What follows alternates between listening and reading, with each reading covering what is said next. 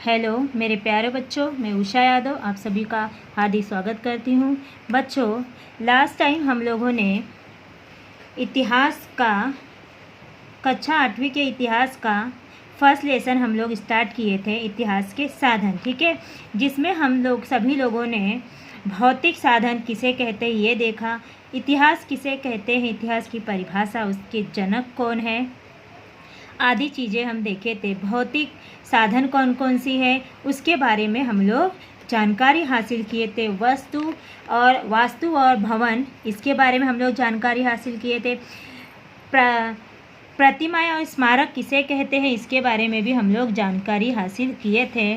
आदि जो है हम लोग मतलब पहले वीडियो में जो है इतिहास के साधन का जो हम लोग अध्ययन कर रहे थे, जिसमें से हम लोगों ने एक साधन का अध्ययन किए थे जिसका नाम है भौतिक साधन। अब हम इतिहास के लिखित साधनों का अध्ययन करेंगे।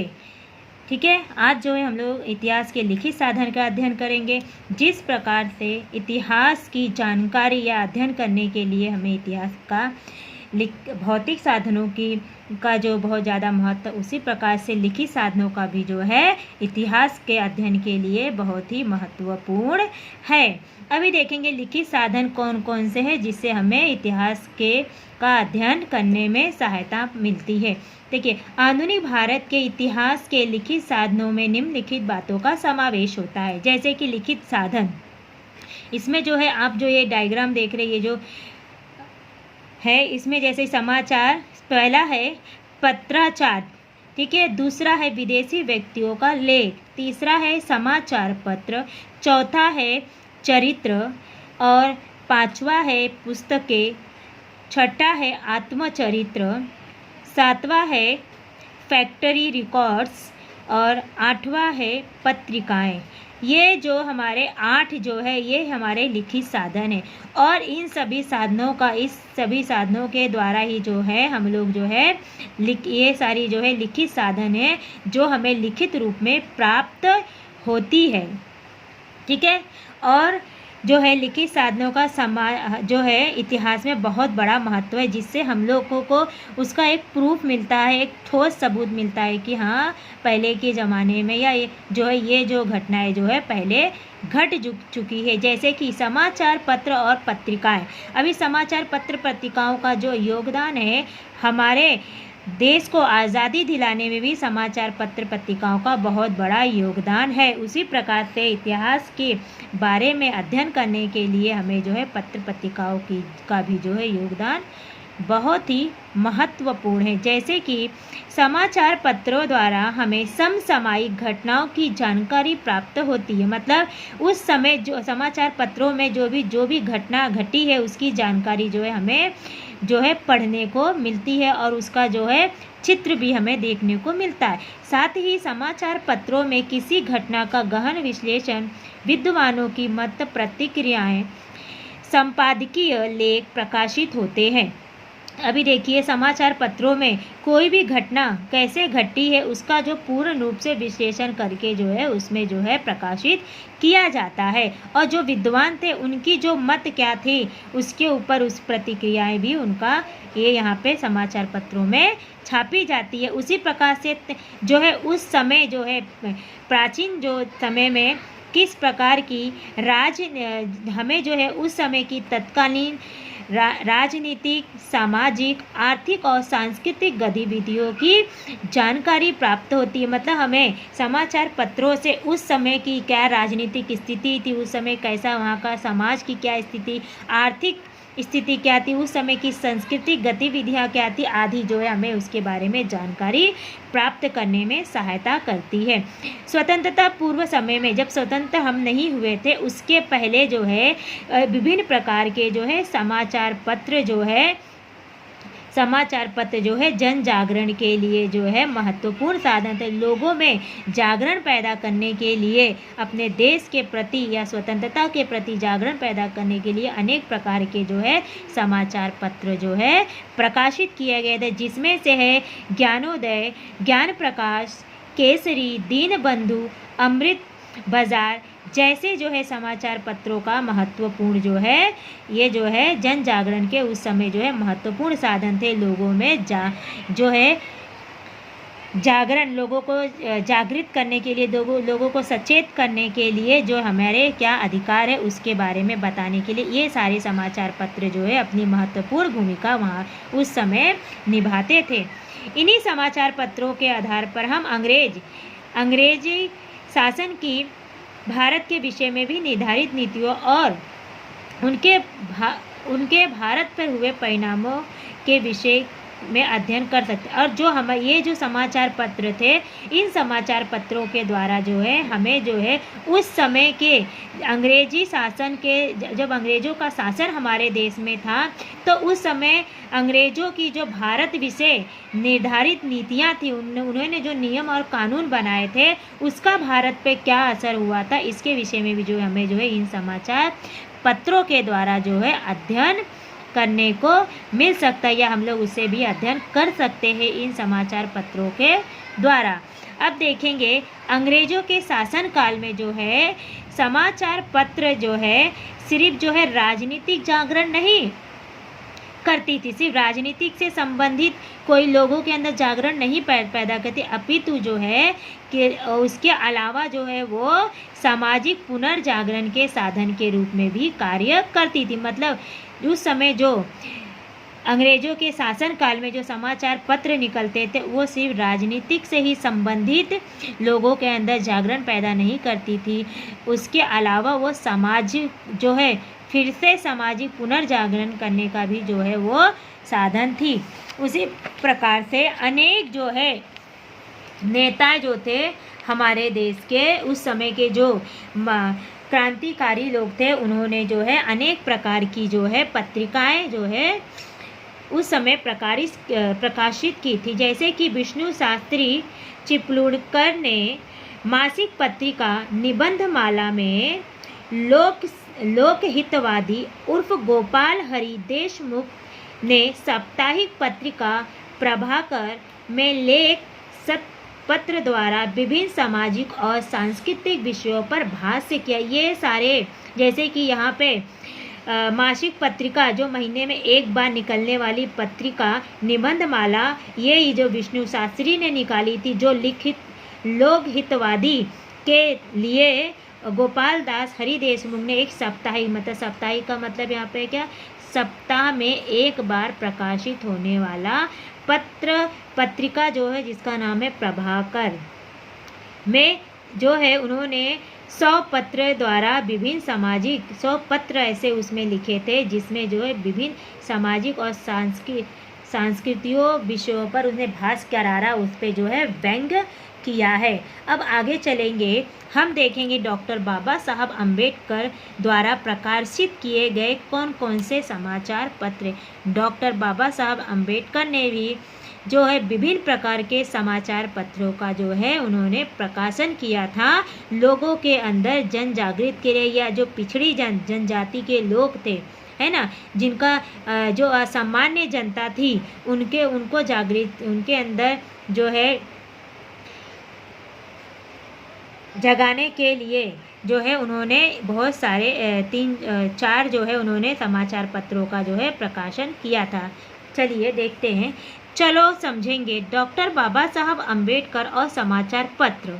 ठीक है, डॉक्टर बाबा साहब अम्बेडकर ने 1920 ईस्वी के जनवरी महीने में मुकनायक नामक पाक्षिक पत्रिका प्रारंभ की, परंतु उन्हें अगला विद्या अर्जन करने हेतु इंग्लैंड जाना पड़ा। देखिए, अब यहाँ पे हमारा एक इसमें से क्वेश्चन हमारा आ सकता है कि डॉक्टर बाबा साहब अम्बेडकर के द्वारा निकाली गई मुकनायक पत्रिका किस सन में प्रकाशित हुई थी। ठीक है, या इसमें फिलिंग द ब्लैंक्स भी हो सकता है। डॉक्टर बाबा साहब अम्बेडकर ने डैश ईस्वी के जनवरी महीने में मुकनायक नामक पाक्षिक पत्रिका प्रारंभ की। ठीक है। इसमें वन लाइन सेंटेंस भी बन सकता है और यहाँ पे फिलिंग द ब्लैंक्स भी तैयार हो सकता है। और इसी से ही आपको जो है ये भी आ सकता है, मैच द फॉलोइंग भी आ सकता है, मतलब जोड़ियाँ मिलाओ भी इसमें से पूछ सकता है। ठीक है। तो उन्होंने जो मुकनायक नामक 1920 ईस्वी को जनवरी में महीने में जो मुकनायक नामक पत्रिका निकाली थी, प्रारंभ किया और उन्हें आगे की विद्या अर्जन करने के लिए जो है इंग्लैंड जाना पड़ा। अतः इन्हें जो इस पत्रिका का दायित्व जो है, मतलब दायित्व का मतलब यहाँ पे है कारभार, मतलब एक जिम्मेदारी, दायित्व मतलब जिम्मेदारी जो है अपने सहयोगी पर सौंपी। उन्होंने अपने सहयोगी को इस पत्रिका का कारभार जो है उनके हाथों में उन्हें सौंपना पड़ा, क्योंकि वो नहीं चाहते थे कि ये पत्रिका बीच में जो है बंद हो। ठीक है।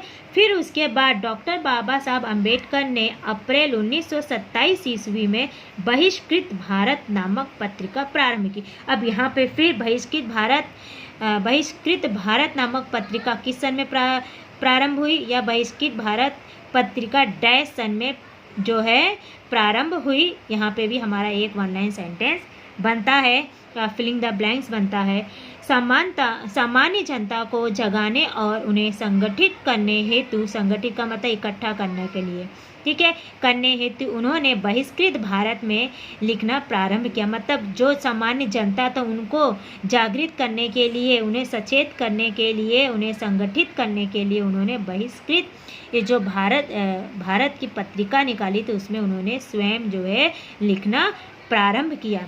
इसके अतिरिक्त उन्होंने जनता और प्रबुद्ध भारत यह अन्य 2 समाचार पत्र भी चलाए। अभी देखिए डॉक्टर बाबा साहब द्वारा चलाए गए 2 समाचार पत्र कौन कौन से, जनता और प्रबुद्ध भारत, ये 2 समाचार पत्र इन्होंने चलाए और 2 उन्होंने पत्रिका चलाई जिसका नाम एक है बहिष्कृत भारत और एक है मुकनायक। ठीक है। आपको ये जो है नाम याद होने चाहिए कि उनके द्वारा चलाई गई प्रारंभ की गई 2 पत्रिका कौन सी है, कौन से सन में निकली। ठीक है। और दूसरा जो है उनके द्वारा समाचार पत्र कौन से चलाए गए, या जो लोग कौन से ऐसे 2 समाचार पत्र हैं जो उन्होंने चलाया या प्रारंभ किए थे, संचालित किए थे, ये आपको याद होना चाहिए, क्योंकि इसमें से हमारे जो फिलिंग द ब्लैंक्स या वन लाइन सेंटेंस पूछा जाता है। ठीक है। अब उसके बाद देखिए कि लिखित साधनों में अनेक प्रकार के जो है हम लोगों ने देखा 8 जो है लिखित साधनों का लिखित जो है साधन है जिससे हमें समाचार आधुनिक भारत के इतिहास के साधन हैं। ठीक है। अब उसके बाद आता है कि मानचित्र और प्रारूप। मानचित्र का मतलब हमें सबको मालूम है, मानचित्र होता है किसी भी चीज़ का नक्शा। प्रारूप मतलब एक कच्चा जो है हम लोग कोई आकृति बनाते हैं उसको बोलते हैं प्रारूप। ठीक है।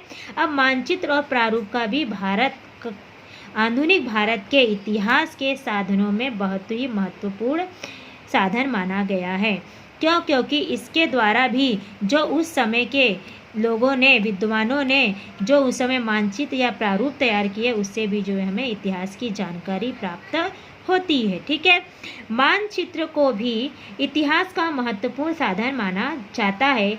मानचित्र के आधार पर हम शहरों अथवा किसी स्थान के बदले स्वरूप का अध्ययन करते। देखिए मानचित्र जैसे कि अभी इतिहास में एक महत्वपूर्ण साधन है मानचित्र, क्योंकि अभी हम लोग किसी भी देश का या किसी भी राज्य का अगर हम लोग नक्शा देखते हैं या मानचित्र देखते हैं तो उसके हिसाब से जहाँ पे वो नक्शा बना होगा, अगर वहाँ के जो स्वरूप या स्थानों में कोई परिवर्तन होगा तो हमें उस नक्शे के द्वारा पता चल जाएगा कि ये जो है शहर पहले कैसा था और आज जो है इसका स्वरूप कैसा है। इससे जो है हमें आसानी से पता चलता है। ठीक है।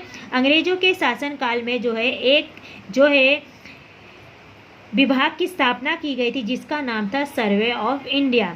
इसे जो है स्वतंत्र विभाग की स्थापना की गई थी। इस सर्वे ऑफ इंडिया के द्वारा जो है भारत के विभिन्न प्रांतों और शहरों के वैज्ञानिक पद्धति से उसका सर्वेक्षण कर मानचित्र बनाया गया था। मतलब सर्वे ऑफ इंडिया ये अंग्रेजों के शासनकाल में एक जो विभाग की स्थापना की गई थी और इस विभाग के द्वारा जो है इस विभाग के द्वारा भारत के जो विभिन्न प्रांत थे और शहर थे उसका जो है वैज्ञानिक पद्धति से जो है सर्वे करके उसका मानचित्र बनाया गया था कि कौन सा शहर या कौन सा प्रांत जो है कितना लंबा है, कितना चौड़ा है, वहाँ पे क्या चीज़ कैसे उसका क्या उसकी ज़मीनों का उपयोग किस प्रकार से किया जाएगा, वहाँ पे किस चीज़ का विकास किया जाए, कौन सी जो है ज़मीन किस लायक है, इसका जो है इसमें सर्वेक्षण करके उसका मानचित्र बनाया गया था।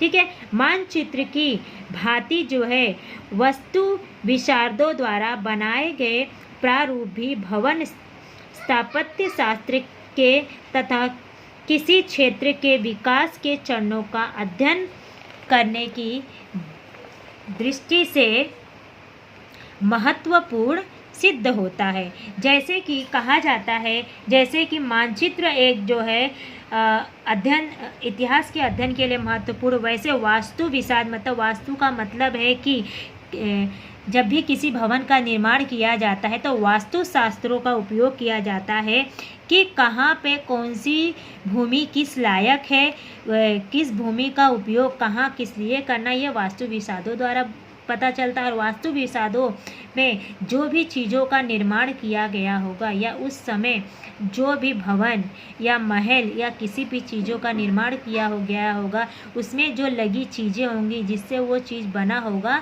उसका जो है हमें उसमें भली भांति जो है हमें जानकारी प्राप्त होती है। और उससे जो है स्थापन मतलब भवन का स्थापित करने के लिए या भवनों का निर्माण करने के लिए जो है किस किस चीज़ों का उपयोग किया गया है हमें उससे आसानी से प्राप्त होती है। जैसे कि एक उदाहरण दिया है, मुंबई पोर्ट ट्रस्ट विभाग के पास मुंबई बंदरगाह के मौलिक प्रारूप मतलब जो मुंबई पोर्ट ट्रस्ट के विभाग के पास जो मुंबई बंदरगाह बना है उसका जो एक प्रारूप मिला है उससे हमें पता चलता है कि पहले मुंबई बंदरगाह किस प्रकार से उसका स्वरूप किस प्रकार से बनाया गया, किस प्रकार से उसे रखा गया है।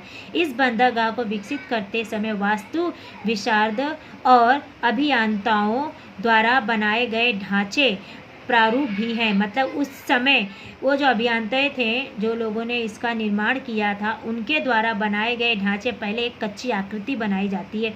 किसी भी भवन का निर्माण करने के लिए सबसे पहले उसकी कच्ची आकृति बनाई जाती है, उसका एक मॉडल तैयार किया जाता है और फिर उसके बाद जो है उसका जो है निर्माण कार्य शुरू किया जाता है। तो उसे ही बोलते हैं हम लोग ढांचा या प्रारूप। ठीक है, इन ढांचे या प्रारूप के आधार पर हम जो है मुंबई महानगरी के विकास की जानकारी जो है हमें मिल सकती कि मुंबई महानगर ये जो ढांचा या प्रारूप तैयार किया गया था आकृति, तो हमें ये पता चलता कि मुंबई महानगर जो है किस प्रकार से तैयार हुई थी, इसकी जानकारी हमें यहाँ पे भली भांति जो है प्राप्त हो सकती है। इस ढांचे और प्रारूप को देखने पे हमें जो है मुंबई महानगरी का प्रारूप जो है किस प्रकार तैयार हुआ है हमें यहाँ पे पता चल सकता है।